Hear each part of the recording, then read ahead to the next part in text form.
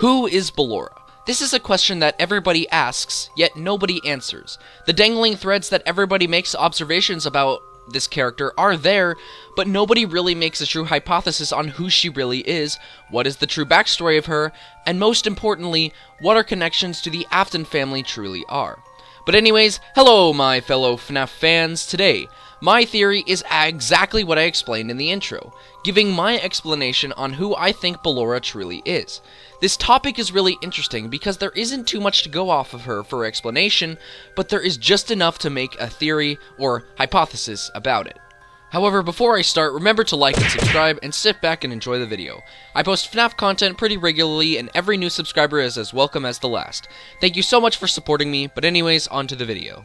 So first off, let's see what we can gather from the games. We know that Ballora originally came from Circus Baby's Pizza World, with proof that I will go over later, and due to the incident of Elizabeth getting scooped, the restaurant shut down in one day, prompting William to send Ballora and Circus Baby down to the underground bunker below his house for us to explore in Sister Location.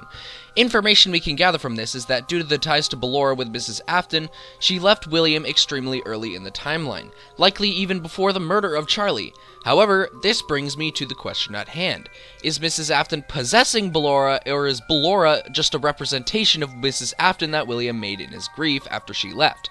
There's evidence for both, but from my analysis, I personally believe that Mrs. Afton is, in fact, possessing Ballora.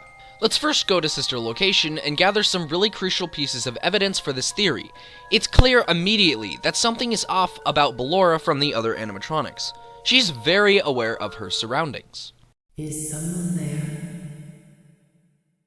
I can hear someone creeping through my room. Perhaps not. Unless William intentionally put these voice lines into Ballora's animatronic coding, this is not meant to be planned. These voice lines would not be staged for an animatronic show, which means that, in some way or another, Ballora is sentient. The other two animatronics in the entire series that we know to speak non-recorded voice lines are Glamrock Freddy and Circus Baby, two characters we know for a fact are possessed, and the other Funtime animatronics don't speak this way. Funtime Freddy's voice lines are all about things that an animatronic would say at a birthday party. I know you're over there somewhere! Hey, Bon, go get him! Bon, say hi to our friends! Meanwhile, Funtime Foxy doesn't speak in the game at all, but looking at his blueprints, Funtime Foxy doesn't seem to be possessed in any way, other than the remnant that makes up his animatronic parts. And Funtime Freddy, even though we know he's possessed, doesn't seem to speak at all with non-pre-recorded voice lines. This means that only possessed animatronics are able to have non-pre-recorded voice lines, which means that Ballora is possessed in some way.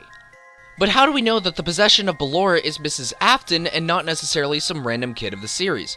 Well, as I pointed out with Funtime Foxy, there is no child in Ballora's chest cavity, meaning that the possession has to be from some other spirit.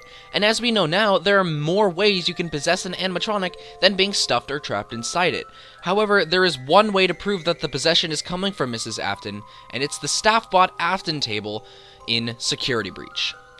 In the table of the StaffBot silo in Security Breach, there is a table of the Afton family. A bot missing its head is to represent the bite victim, a StaffBot in pizzeria clothes is to represent Michael, a Circus Baby StaffBot is to represent Elizabeth, and a man in a suit and a top hat to represent William. But then you get to the fifth StaffBot sitting at the end of the table, and it appears to look very similar to Ballora. Purple hair, white and purple clothes, big eyelashes, it seems pretty clear. Something you could also point out is that she's sitting at the end of the table, watching over the rest of the family, which could parallel the 4 mini-Renas she appears to have regularly dancing with her. But despite all these observations from the games, it doesn't really give a clear explanation on the true connections between Ballora and Mrs. Afton, which is why it is now time to turn to the Fazbear's Fright story, Dance With Me. If you haven't read Dance With Me, the basic summary is that a mid-30-year-old woman named Casey is out on the streets living a life of crime, pickpocketing credit cards, stealing purses, all that good stuff. At the beginning of the story, she steals a purse from a little girl who we later to find out to be named Isabella. When she gets back to her abandoned warehouse she's living in, she decides to look in the bag. Most of it is junk except for a few valuable items and a pair of glasses that, when put on, reveal a dancing Ballora. As the story goes on, Casey realizes that Ballora is getting closer and closer and is also interacting with the real world around her. This frightens Casey to move out of the city and find a new life in first Memphis and later Nashville, Tennessee, in which she finds a lot of problems as she progresses. But Casey realizes that there is no way to escape Ballora, and after a dream she had that Ballora had put a curse on her, Casey decides to go return the glasses to Isabella. However, when Casey gets to Isabella's house and returned it to her, Isabella puts on the glasses, she starts dancing, and Isabella puts on the glasses and she starts dancing. Ballora is now possessing Isabella, and Casey had escaped being possessed by Ballora. So there are quite a few interesting details in the story that point us to finding who Ballora truly is. First of all, Casey seems to have some sort of special connection to Isabella, and in this story, Isabella is paralleling Elizabeth. At the beginning of the story, we find out that Isabella is around the age of 3 with a brother at the age of 7. Isabella walks out of Circus Baby's Pizza World obsessed with the Circus Baby animatronic, to the point where she wants to be her. Quote from the story. "I think Circus Baby is pretty," the little brown-haired girl said. She was wearing a t-shirt decorated with Circus Baby's Pizza World creepy-looking mascots.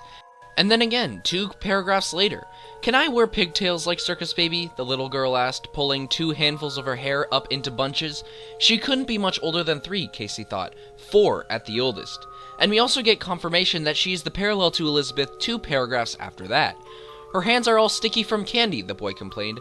He was early elementary school age, maybe 7. And something super interesting to point out is that throughout the story there are only 2 people who can see Ballora, Casey and Isabella. When Casey's criminal friend Jack puts on the glasses, Jack isn't able to see anything. However, right after Casey puts them right back on, Ballora is there. In fact, this is such an important story piece that it happens twice, and Jack thinks that Casey is going insane. Now, although we know that Casey is not the mother of Isabella, she does seem to have some sort of connection to Mrs. Afton. Casey could be representing the life that Mrs. Afton had as soon as she left William. It's just like the woman said on the bus.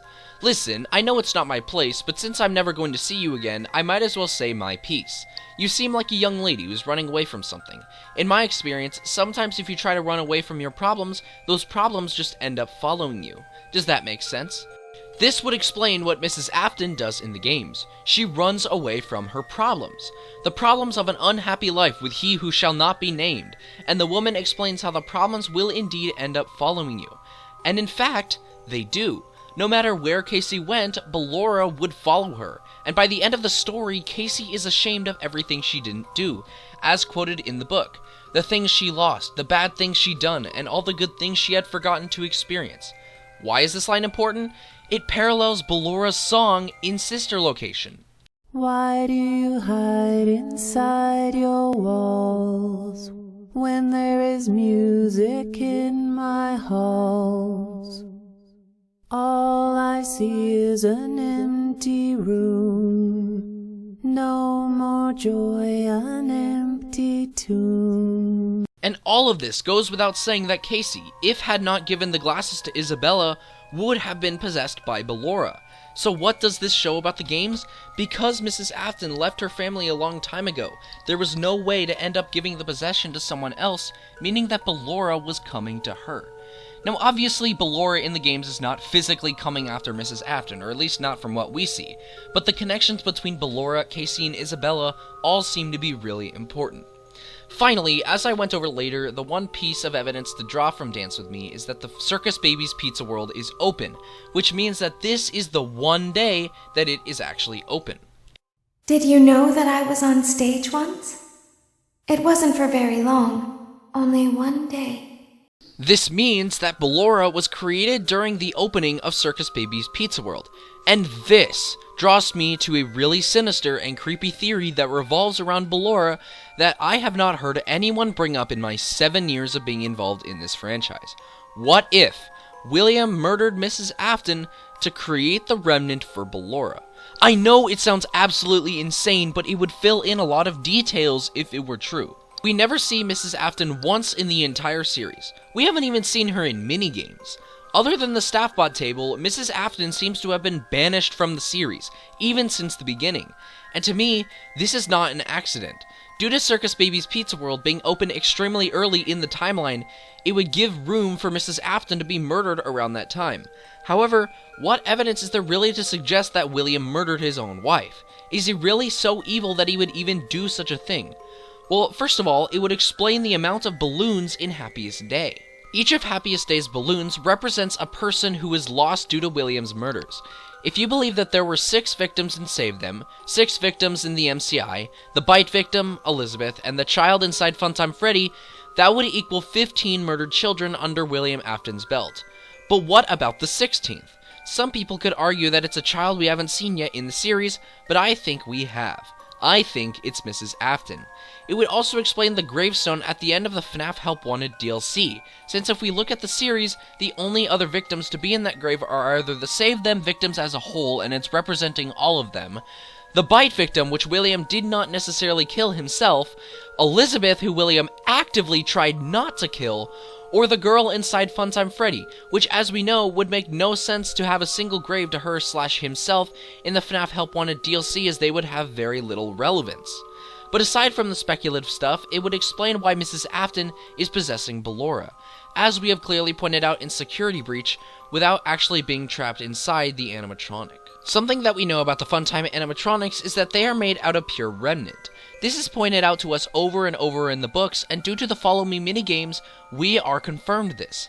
But due to the context from Dance With Me, Baby and Ballora have already been created at this point in the timeline.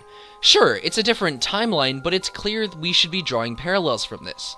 This means that the only actual animatronics that William created out of remnant from the FNAF 1 animatronics were Funtime Freddy, Funtime Foxy, Funtime Chica, and Music Man!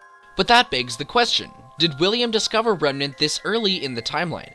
The answer is yes with a capital Y. If we're being honest, while William may be a psychopath, he has also proven not to be an idiot. He wouldn't just go around murdering kids for fun of it if he knew that it had legal ramifications. He was doing it because he knew that the children's agony upon death would give him, as I hate to say it, immortality. So think about it. William murdered Mrs. Afton, created Ballora out of a remnant, and opened Circus Baby's Pizza World. This is why we don't see both Mrs. Afton and Elizabeth in the FNAF 4 minigames. They're dead, and the remnant of their body are made into the animatronics. So going back to the question, who is Ballora? Ballora is the dead remains of William Afton's wife made into an animatronic stored deep underground where memories sleep. But anyway guys, thank you all so much for watching this video. I hope you all enjoyed it and stay tuned for future content. Have a great rest of your day. Peace out.